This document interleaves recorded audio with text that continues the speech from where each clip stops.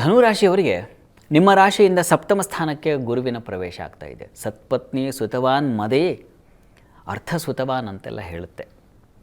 ಹೀಗಾಗಿ ಉತ್ಕೃಷ್ಟವಾದ ಫಲಗಳನ್ನು ಕಾಣ್ತೀರ.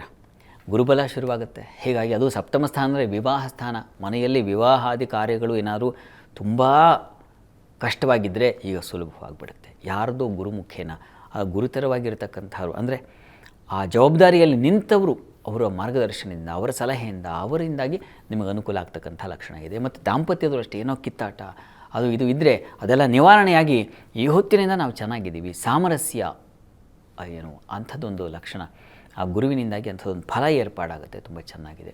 ಮತ್ತು ಚತುರ್ಥಾಧಿಪತಿಯ ಹೌದು. ಹೀಗಾಗಿ ಮನೆಯ ವಿಚಾರದಲ್ಲಿ ಅಥವಾ ನಿವೇಶನ ವಿಚಾರದಲ್ಲಿ ಆಗಬಹುದು, ಬಂಧುಗಳ ವಿಚಾರದಲ್ಲಿ, ಸ್ನೇಹಿತರ ವಿಚಾರದಲ್ಲಿ, ಈ ಎಲ್ಲ ವಿಚಾರಗಳಲ್ಲೂ ಕೂಡ ಒಂದು ಒಳ್ಳೆಯ ವಾತಾವರಣ ನಿರ್ಮಾಣವಾಗುತ್ತೆ. ಅವರಿಂದಾಗಿ ಹಿತವಾದ ಒಂದು ಅನುಕೂಲದ ಫಲಗಳನ್ನು ನೀವು ಕಾಣಲಿಕ್ಕೆ ಅವಕಾಶಗಳಿದ್ದಾವೆ.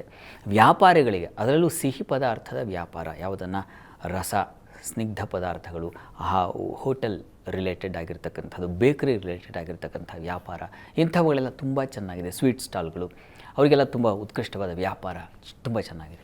ಅಕ್ಟೋಬರ್, ನವಂಬರ್, ಡಿಸೆಂಬರಲ್ಲಿ ಸ್ವಲ್ಪ ತೊಂದರೆಗೊಳಪಡ್ತೀರ. ಕೆಲಸ ಕಾರ್ಯಗಳು ಆಗ್ತಾ ಇಲ್ಲ, ಕಾಯ್ತಾ ಇದ್ದೀನಿ, ವೆಯ್ಟ್ ಮಾಡೋದೇ ಆಗೋಯ್ತಲ್ಲ ಜೀವನ ಪೂರ್ತಿ, ಈ ಥರದ್ದು ಅನಿಸುತ್ತೆ. ಆ 3 ತಿಂಗಳು ನಿಮಗೆ ತುಂಬ ಕಿರಿಕಿರಿ ಆಗುತ್ತೆ. ಪ್ರಾರ್ಥನೆಗೆ ನೀವು ಕೂಡ ದತ್ತಾತ್ರೇಯ ದರ್ಶನ, ದತ್ತಾತ್ರೇಯ ಸನ್ನಿಧಾನಕ್ಕೆ ಹೋಗಿ ದತ್ತಾತ್ರೇಯರ ಸೇವೆಯನ್ನು ಮಾಡ್ತಕ್ಕಂಥದ್ದು ಮರಿಬೇಡಿ.